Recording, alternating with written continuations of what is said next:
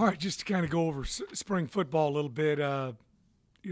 Really no serious injuries, which is something as a head coach or any coach, I guess, is always concerned about because you're so far away from playing a game, and you never want to have put anybody in harm's way, but you certainly would rather have an injury occur during the season when you're playing real games. So we're fairly healthy.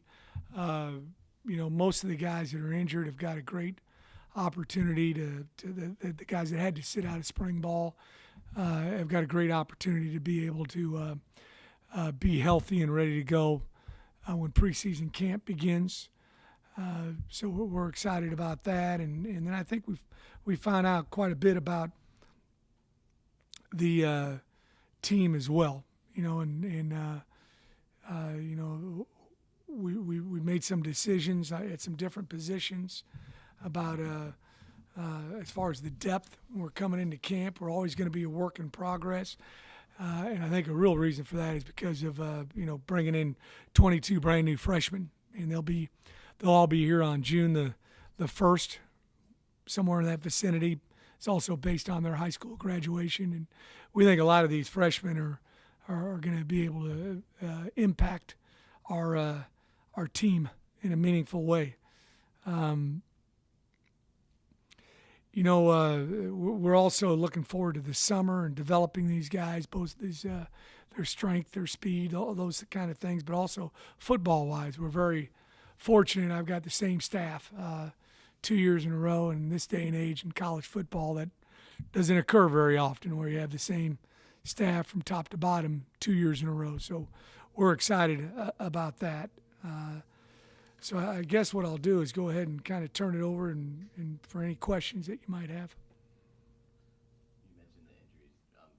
Robert Kennedy, is he a guy who will be back? Got a good opportunity to be back sometime, in the fall. Probably tough for him to be available preseason camp. We're hoping at some point in time during the season he'll be ready to go. And it looks like you officially went with Jonathan as the starting QB. Just what exactly went into that decision-making process? Well, Jonathan Banks is going to start preseason camp. Definitely is our number one quarterback. Did a good job this spring. Picked things up. We evaluated practice 1 through 15, and I thought for a guy that came into a new situation, that he did a very good job and provides us with both a passing and running threat, which in our offense you need to have. So we're excited about his development, but we're also excited about Jonathan Brantley. I thought he really got a lot better throughout the spring. I thought we put him in a tough spot last year, being a true freshman, having to go out there and play for us. He got mono during the fall and lost about 15 pounds, and then also really got a sore shoulder, threw a lot more than I guess what he's normally used to doing, and just had a tough time in the fall and really fought through some adversity. Then I thought Glenn, took a step forward this spring, Glenn Cuyette. So we were happy with our quarterback development, but Banks will be our starter entering camp. And how much growth did you see from Banks as spring went along, as he kind of grew more comfortable with the system as teammates? Good. He's run a lot of what we're doing. He ran quite a bit of it in junior college. I think they called it more of a West Coast offense, but he was running some zone read and ran the ball, and that's one of the big reasons why we were excited about it. That we showed running ability in junior college, and a lot of guys show passing ability, but you got to be able to do both in this offense. One opens up the other. You throw the ball well, it opens up the run, and vice versa. So I just thought he got better and better throughout spring. I know he's a little disappointed in his spring game performance, but he really had some good practices, and we feel very good about his development. We're going to have to use that, the summer to even develop him more and get more in tune. We probably have, 70-80% of our offense in right now. And for a guy being brand new, that's pretty darn good. He's a sharp guy. Got a little bit of a different look on defense with like a three-man line and a hybrid. You got Larry Bryant out there. Well, I kind of made a mistake on this, and when we were looking at it, and we've always run 4-man front, and I've been running that for I guess I don't know 25 years, and that's what we'll base out of. And but like we always do, we'll mix some different fronts in there as well. I think in this day and age, defensively, you've got to be multiple, just like the offenses are. So we experimented a little bit with some things, and some of it was good, and some of it wasn't quite so good. Obviously, injuries kind of played a part in it, but what did Larry kind of do to kind of jump ahead in that group amongst the passers? Well, and kind of some of the packages that we do run, he's going to be pretty good at doing those different kind of things. We want to be able to get him out there on the field. When we're a more traditional 4 down, he's going to be more of an inside linebacker, But when we're mixing up what we're doing, he'll be more of a defensive end type guy. So there's some you can utilize Larry in a lot of different ways.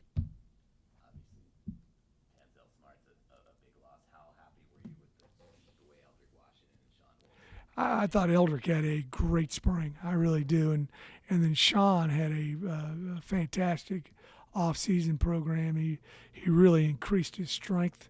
He gives us that big body in there.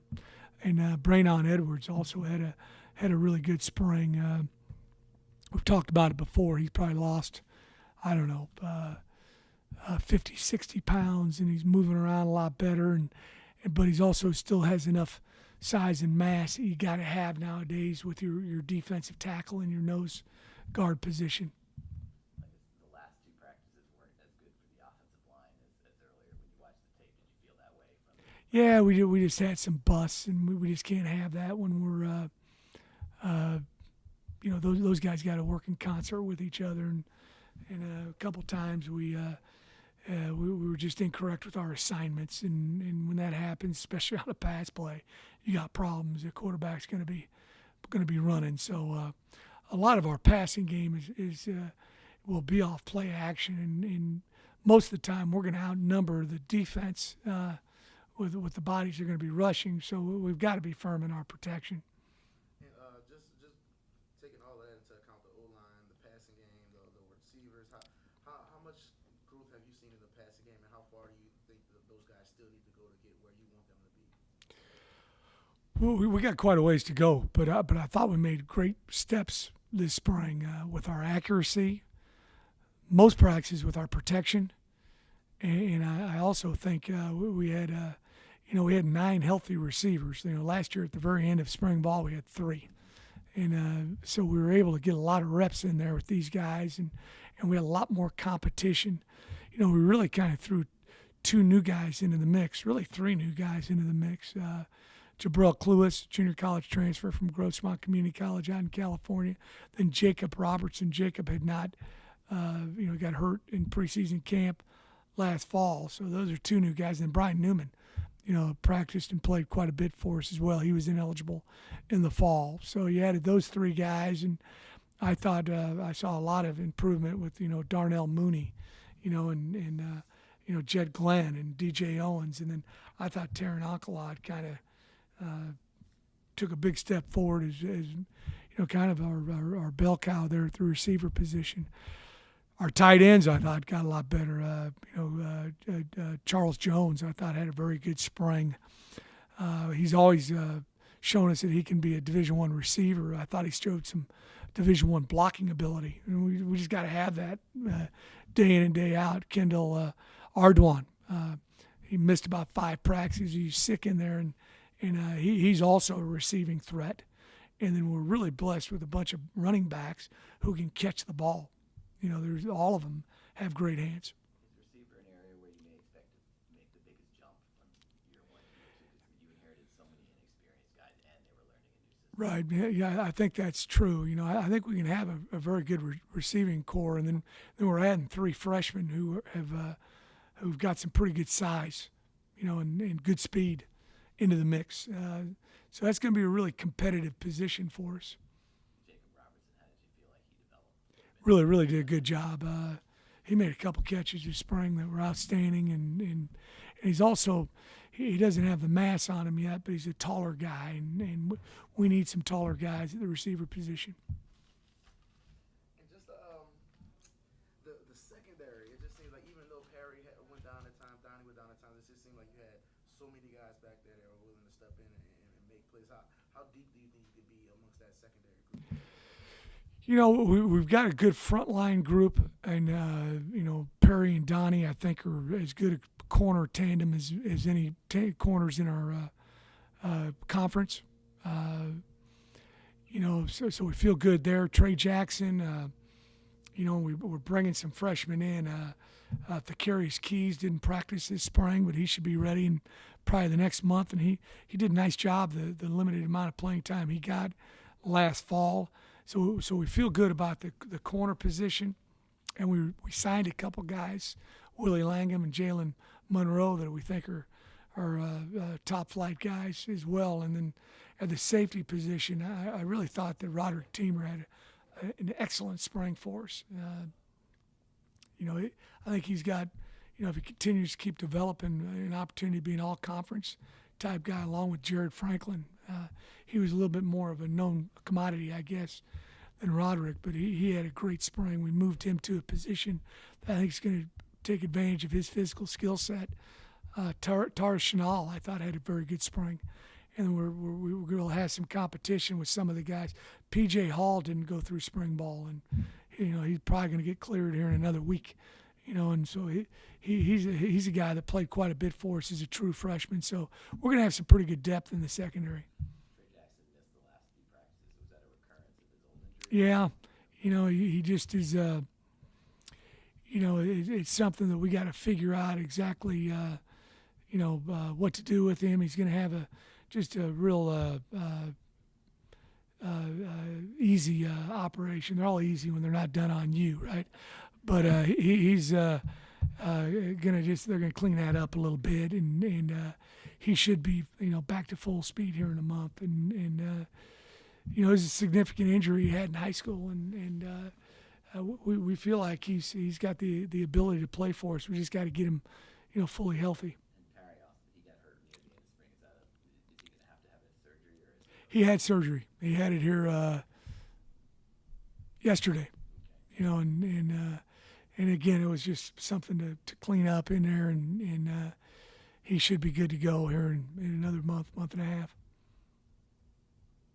I mean, Perry's been going through so much with that knee throughout his career. I mean, just what was his reaction to having that?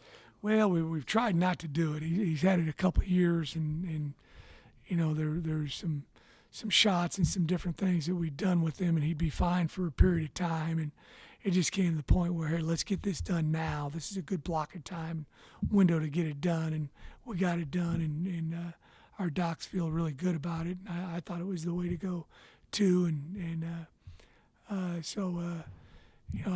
think he's got last year he was a second-team all-conference guy. We need him to be back playing better than ever, and we feel like this is the way to do that. Looks like you decided to go with Kobe Neenan as the starting kicker. Just what have you seen from him? Well, he's got a big time leg, and when he's on, he's an excellent kicker. Our last we went 6 kicks live in our spring game, and I think we were 5 of 6. And over the course of the spring, he had the best numbers, but not by a lot. So there'll be some competition coming into the fall, but we feel good about Kobe if he can get that consistency that you got to have out of that position. He can be a tremendous asset for us. Do you expect Andrew Hicks to play tight end when he comes back? Well, we're gonna have to see if he takes to it. Obviously he's played wide receiver most of his career, but he's a 200 and I think he was 228 at his highest, and we got to see if he's got the temperament to get out there and play tight end as well. But he certainly's got the body to be able to do it. And you've named a few guys already, but were there any guys that kind of really stood out to you during the spring that kind of changed their standing from the way they've performed? Lawrence Graham had a really good spring for us at linebacker. Luke Jackson, we played at a bunch of different spots. We played him at defensive end. We played him at inside linebacker, and he really took to it. So we're excited about that with him. DeAndre Williams, inside defensive lineman that, we redshirted this last year. He's going to be able to help us, so we're excited about him. Darius Bradwell, I thought it was a good move from quarterback to running back.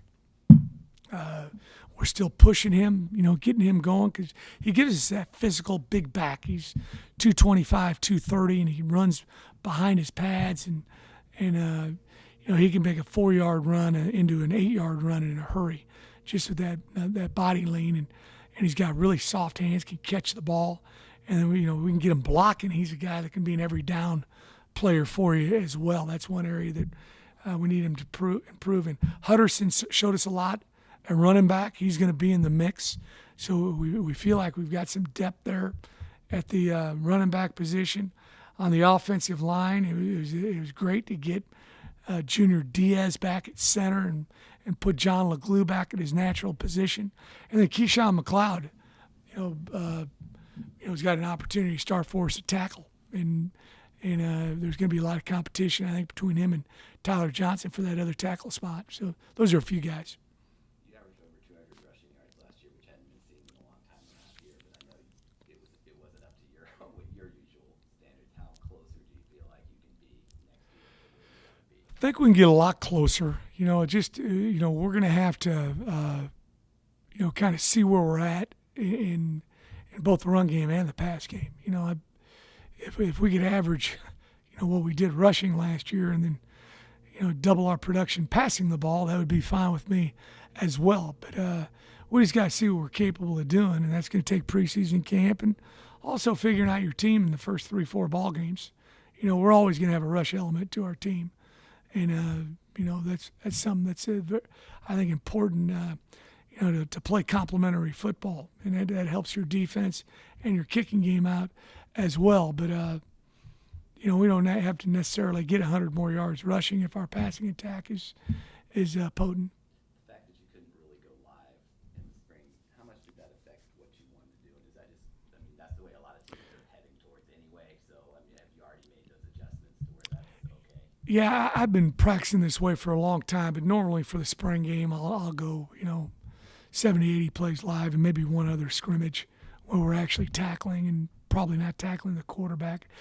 I can get a left guard and play him a right tackle, but you can't get a wide receiver play quarterback. It's just hard to do. So we've generally speaking, we haven't had those guys live, but we're going to need to do a little bit in fall camp, and we'll have a few, some more numbers, and now we'll be able to, get 24 plays here and 24 plays there, and really we need it for the defense more than we do for the offense. But as you guys see, we work an awful lot of tackling during practice and with drills, and we didn't tackle live a whole lot last year either. It's just it's the nature of the beast nowadays.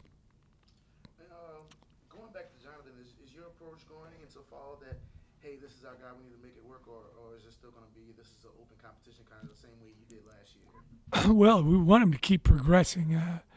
And he's definitely going to be the number one guy when we enter fall camp, and that probably will be how it will be for the first ball game. But there's always going to be competition, with all positions.